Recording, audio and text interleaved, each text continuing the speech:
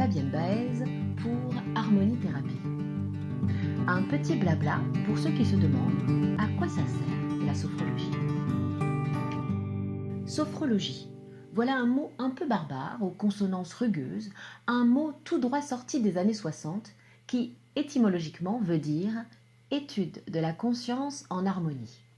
Ah ben oui, voilà qui est tout de suite plus joli.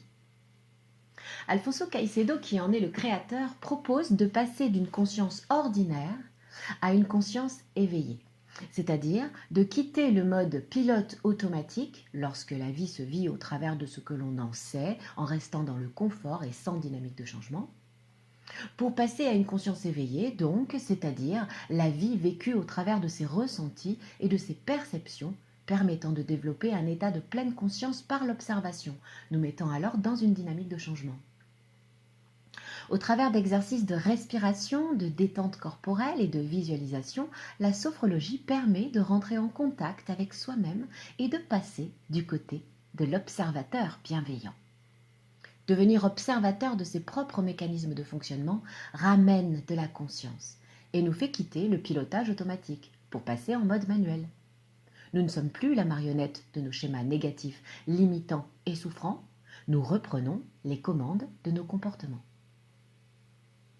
La sophrologie met à disposition des outils de reconnexion à soi.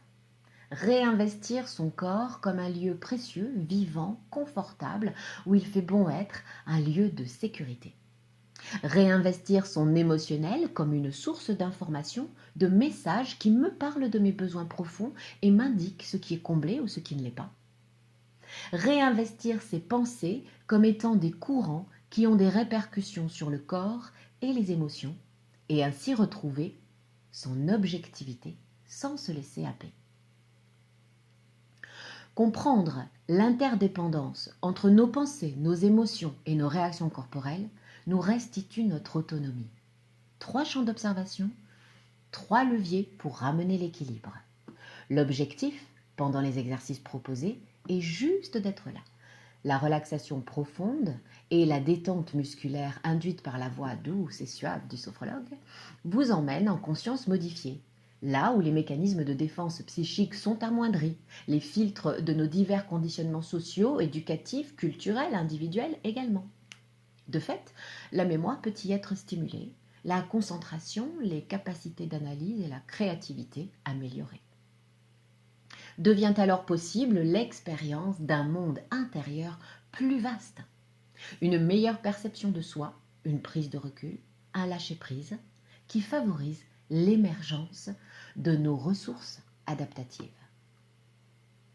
L'on retrouve une relation au monde, à ce qui nous entoure, mais dans la présence à soi, pour ensuite, dans la présence de l'autre, garder la capacité à se relier à ses propres ressources sans subir les influences extérieures. Ou tout au moins en étant conscient. Rester juste avec ses valeurs et avec qui l'on est fondamentalement. La sophrologie, c'est une philosophie qui se base sur une réalité objective. Pour reprendre l'histoire du verre à moitié plein ou à moitié vide, suivant de quelle manière on le regarde, on pourrait dire que la sophrologie invite à considérer le verre dans ses 2 réalités, mais en toute objectivité, et surtout sans jugement. C'est une véritable écologie intérieure.